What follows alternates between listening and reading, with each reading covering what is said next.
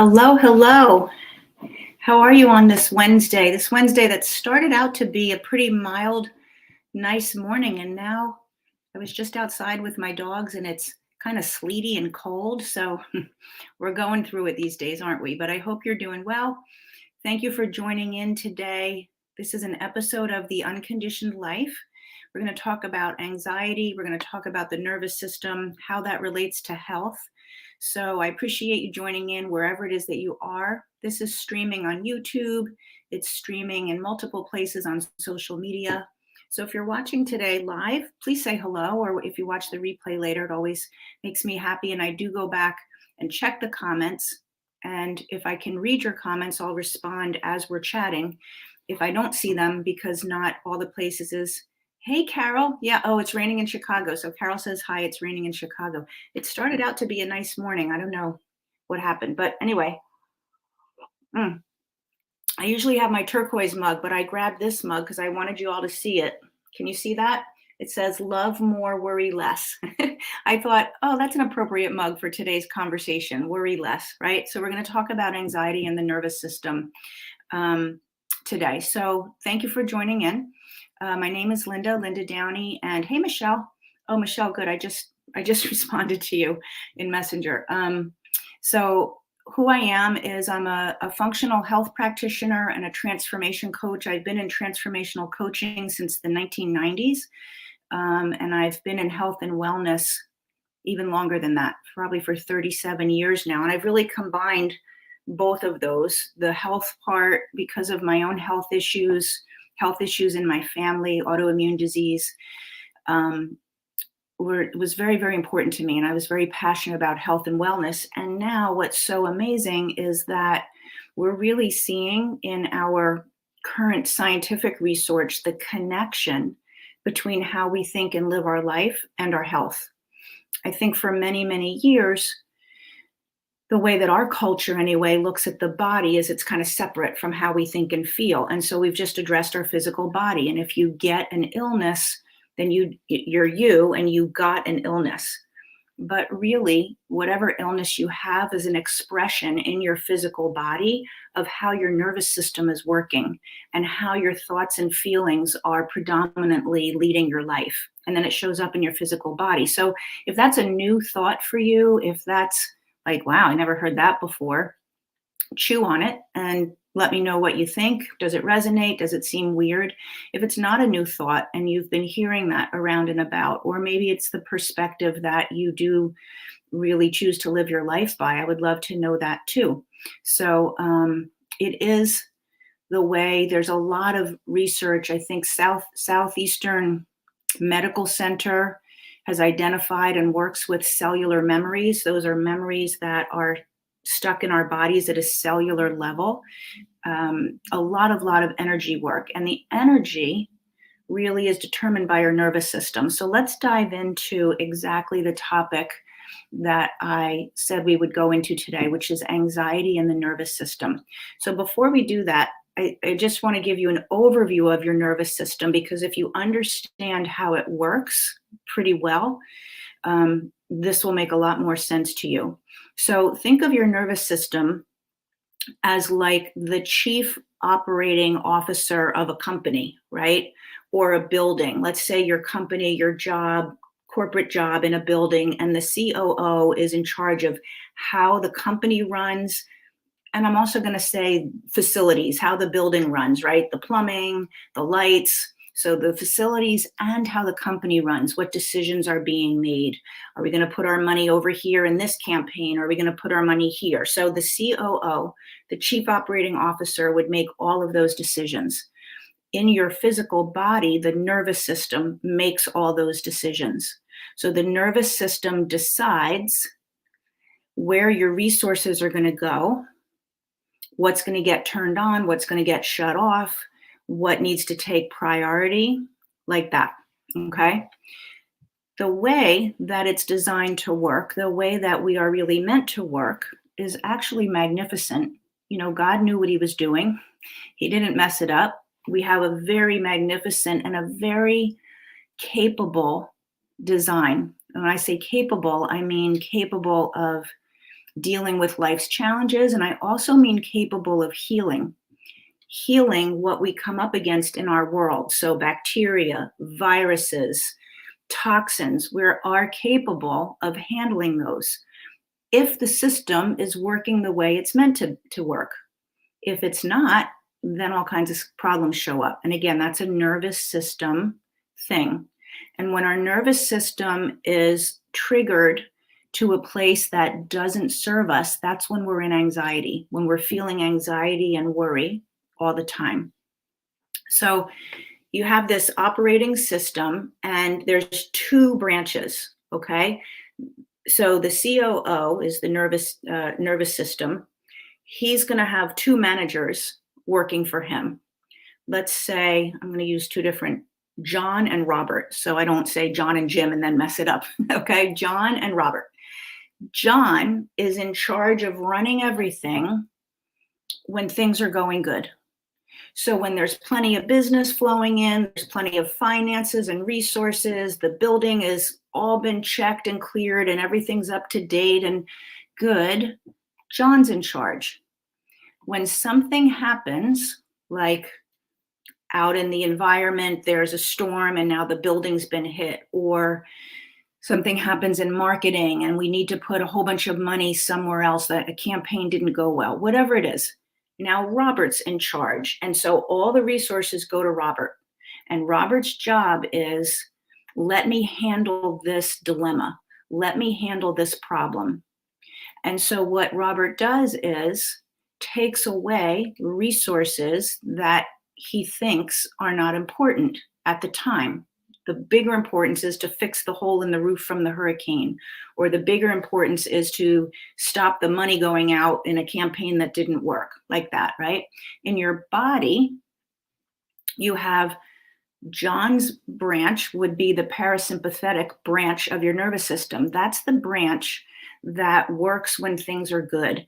That's the branch that governs digesting your food and all of the parts of your digestive system. Your liver is part of your digestive system. It detoxes out and pulls stuff out of your body and then sends it to be excreted out through digestion and elimination, right?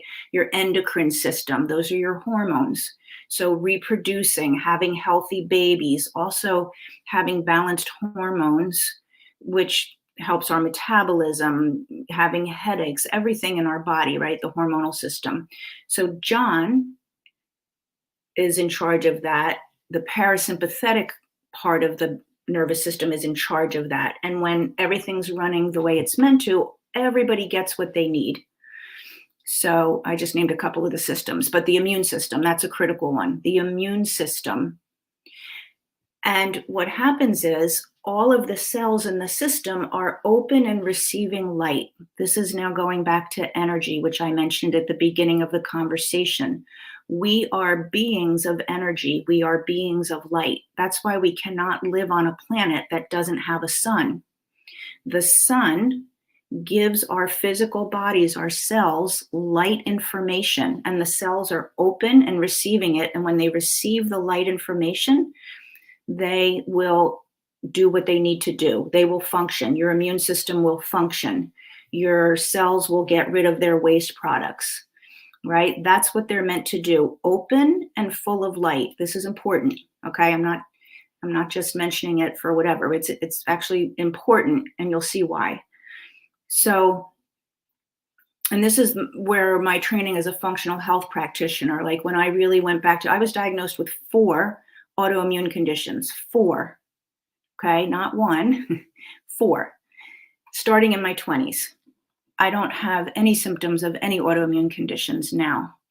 So as I started to learn this was critical about how the cells need to be open, how they need to be able to receive light to do their job, and how the nervous system, when it's in rest mode, is able to govern your body in that way. Now, when we go into Robert's side of the show, when Robert's running everything based on an emergency or a calamity, that part of your nervous system is the sympathetic nervous system. That's when your brain says, oh my goodness, there's a problem. We have a major problem. We need to address it now. It is the most important thing.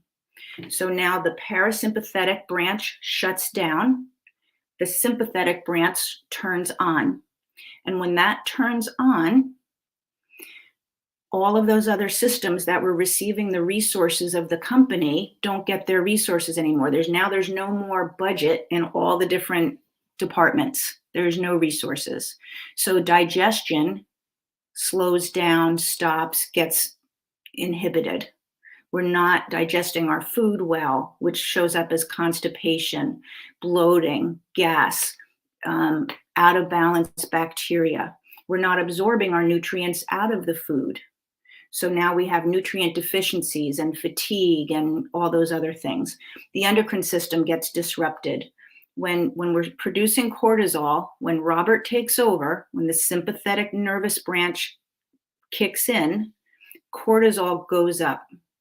And when cortisol goes up, we need cortisol. It's an important hormone in the body in the appropriate amounts at the appropriate time. But when it kicks up, it inhibits thyroid hormone. It actually disrupts the metabolic pathway of thyroid hormone. It actually disrupts the liver. It disrupts a lot of different things because the body says, this is what we're in emergency. We're running from a tiger, fight or flight. We need to handle this now. So cortisol disrupts all of that. That cell open to the light, receiving information from the sun in order to do its job, closes.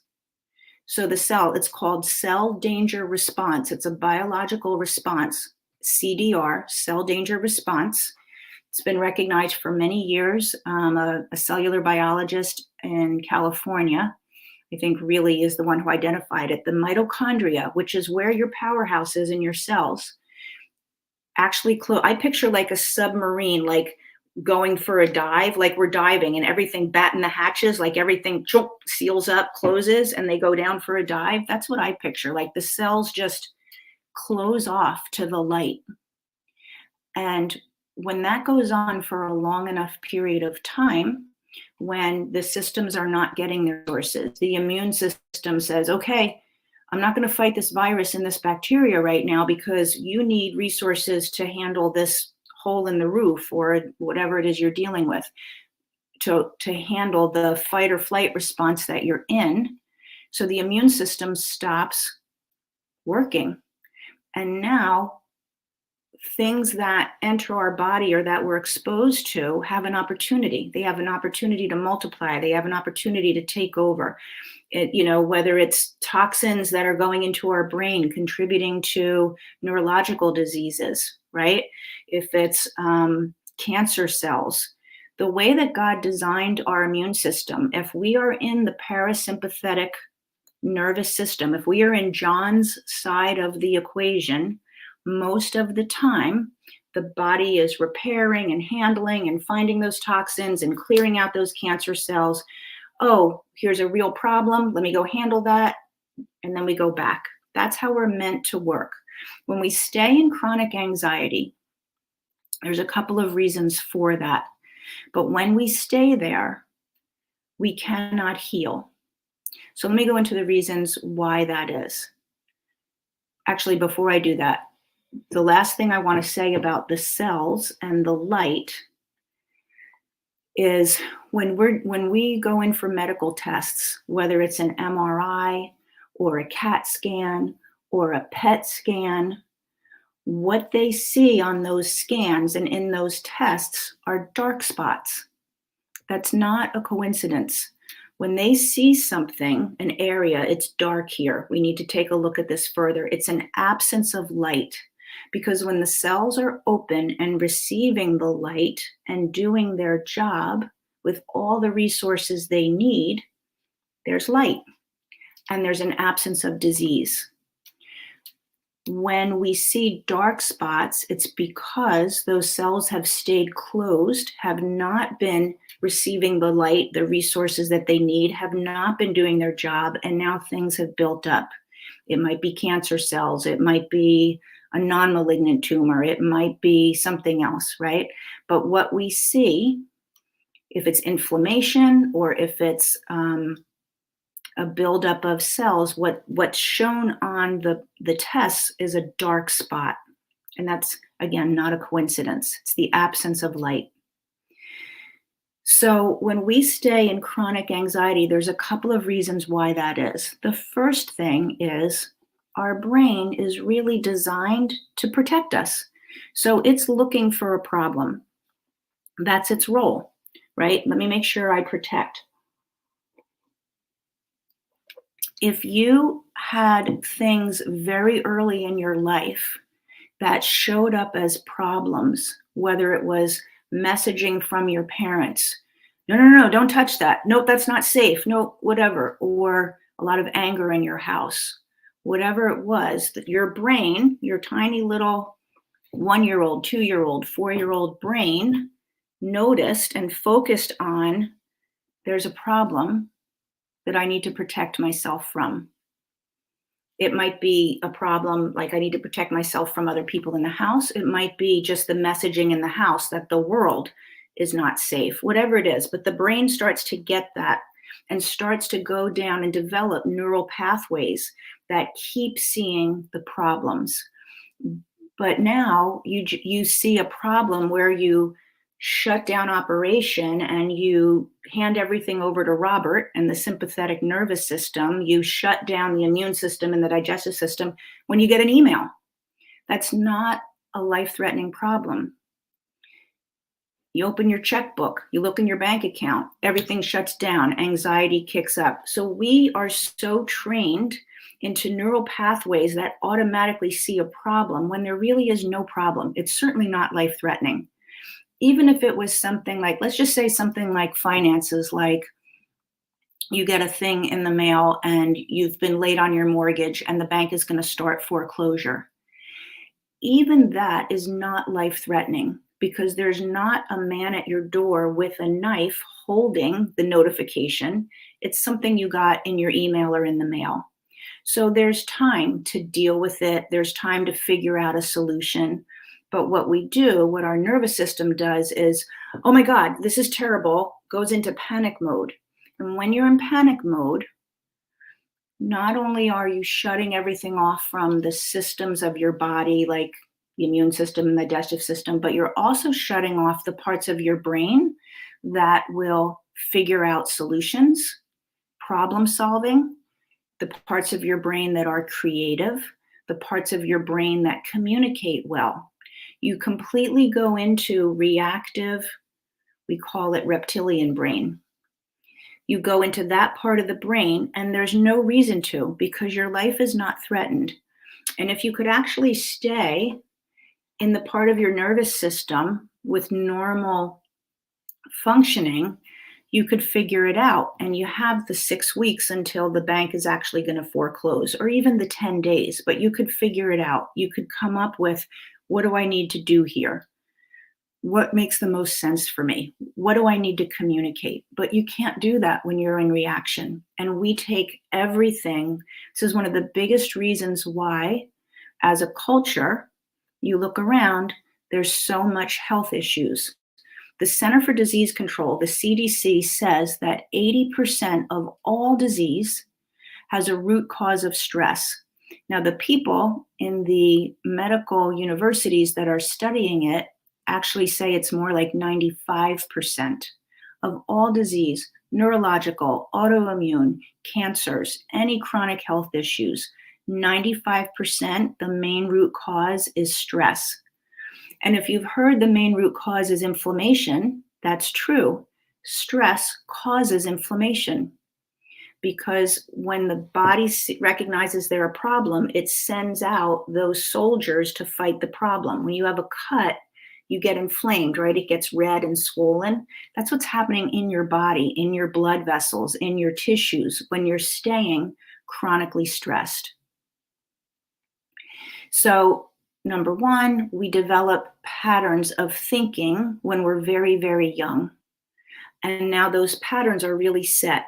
So I have clients all the time who start working with me. A big reason that they start is anxiety. And they'll say, I've had anxiety all my life. I've had anxiety for at least 50 years. sometimes I don't even know why I'm anxious. Like when I look at my life, it's actually not really a bad life. Like I'm okay financially, I've got a partner, whatever. And yet sometimes I wake up with a panic first thing in the morning. There may be things that they know are the problem. I definitely have worked with that too. And in my own life, if you know me, my daughter passed away. I've had the loss of a child. I've had infidelity in my marriage. That wasn't my infidelity. Um, so I've been the receiver of that. My daughter passed away after 15 years of medical catastrophic illness.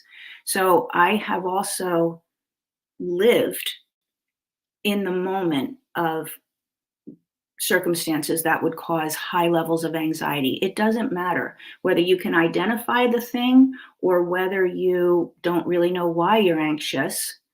It's still a way of thinking and perceiving that makes all the difference. And we have to rewire that. We have to change those neurological pathways, which is the wonderful thing about the brain because it is plastic. I don't care. And I have some clients who are in their 70s and they'll tell you they changed the way they think, even though it was 70 years in the making. It doesn't matter. You can always change those. Hi, Victoria. Thanks for saying hi. You can always change your neural pathways. So that's the first thing. We have to change how you think. The second thing is we have to teach your body how to give John back the reins. Robert's been in charge.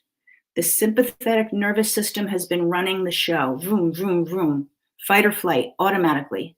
And your body doesn't remember how to go back to calmness. That's something that needs to be also retrained. And there's a physiology to it.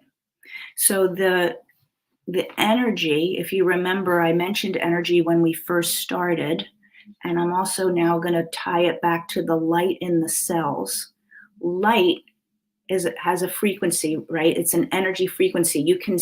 We see light with our eyes. When the conditions are perfect, we see a rainbow, right? We can see the light of the rainbow in the spectrum. The conditions have to be right. So there's a ton of light that we don't see with our eyes, but the light spectrum is there. The energy spectrum is in our body. When the cells close down as a result of that fight or flight response, there's an energy frequency happening in the body that we need to shift. If you don't change that energetic frequency, you can't heal. You can't, because that energetic frequency is moving throughout the cells and it's keeping them in that cell danger response. The frequency to heal that is really the frequency that's opposite of that. And the opposite of fear is love. But when people are so trained in their mind to be worried about things, to have anger, to be seeing everything as a problem, it's difficult to get love into your body at a cellular level and to hold it for a long enough time to actually start to heal. That's why the changing of the thought patterns has to happen. Because if you don't do that 10 times a day, by the time you have your morning coffee, you've had how many thoughts that are already negative, that are already depleting, that are already putting you back into fight or flight. We have to rewire those so that you can hold a frequency of light and of love into your cells, keeping them open and allowing them to heal. That's the way your body works. So I see some people who are saying hello. Thank you so much. So Carol's here, Michelle's here, Victoria. There might be some other people in some of the other spots that I can't see. If that makes sense to you, let me know. If you have questions about that, let me know. But that is the work that needs to be done. And I came to this work out of a commitment to heal my body and to not have a fifth autoimmune disease diagnosed. And not only to not have a fifth one, but to actually live better than the survival and the coping that I was living with the other ones. I had ulcerative colitis. I had both kinds of thyroid autoimmunity, Graves' disease and Hashimoto's. The ulcerative colitis rosacea. I had Lyme disease, which is now being recognized by a lot of people as autoimmune. So that was my original commitment, was to help my physical body get back to the way I wanted to feel living in it. It's the only body I've got, right? I don't want to be in pain. I don't want to be exhausted, all of those things. But as I pursued that journey, what I learned was the energetic and emotional component that, frankly, I'm just so thankful to have learned, because it's great to be in a healthy body, but it's not great to be angry. So even if you have enough energy to get up and go for a walk, but if you're still angry and the people that live in your household, you don't have conversations with them and your relationships don't work, it's kind of like still a really big problem in my book. So actually understanding my fight or flight and where I was working against myself and not giving myself and my physical body, but also my relationships and my joy, I wasn't giving them the ability to even be seen, let alone thrive, until I took all of the components. So that's why it's so important to really understand all of it. If you have anxiety and you don't know why, it's probably been a long held, it becomes a habit, like just an automatic neural pathway. It also becomes an automatic way of thinking that needs to be rewired. And if you have really big things that you just haven't been able to get over, a divorce, a loss, something that happened unexpectedly, that also can be a catalyst and a jumping off to like better results than you ever thought. But you have to understand how to see it that way. So yeah, Victoria, makes sense. Thank you. I need to reverse your auto. Yeah, you can. You can, Victoria. Autoimmune, you maybe heard me talk about this before, but autoimmune is the immune system's inability to recognize the body that it's protecting, right?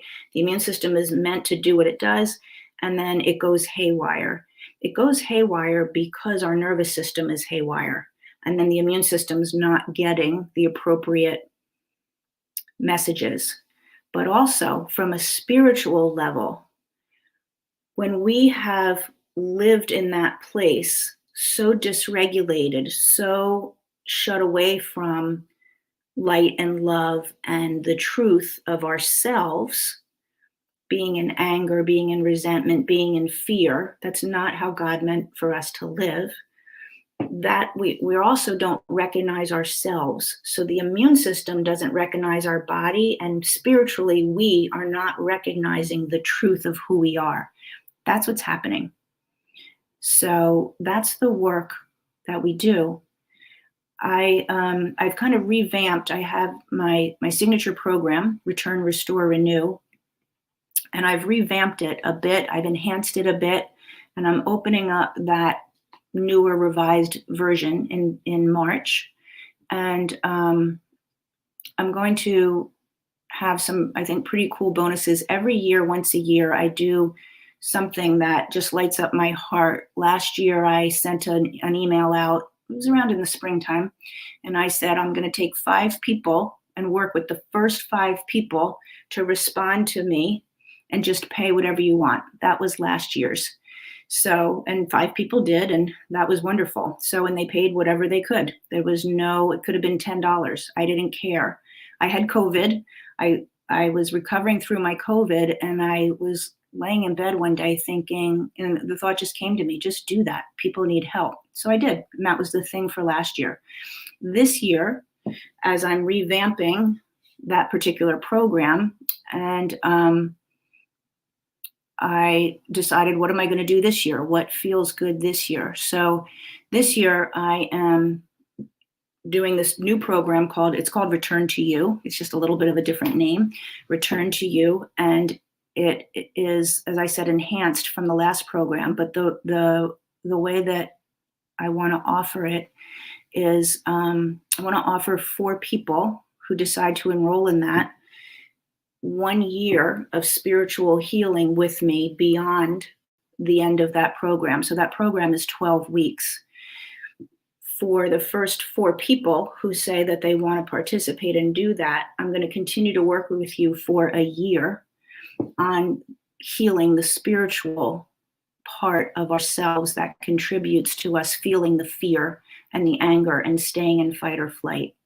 So that's the bonus that I feel good about this year offering. So if it feels good to you, if you feel like you're ready, and it's not a small program, there's some people on here who have done it, who can tell you it's intense. It's an intensive 12 weeks, and we work together twice a week.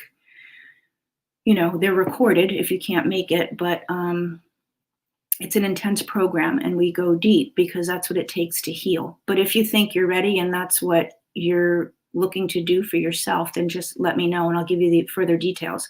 But Return to You is my updated version. And the first 4 people who decide that they want to do it, it'll be starting in March, will get a bonus of a year of work together with me beyond the 12 weeks. Okay?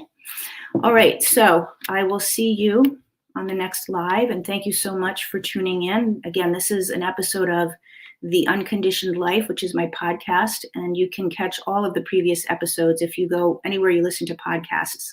It's The Unconditioned Life. All right. I'll see you soon. Thanks.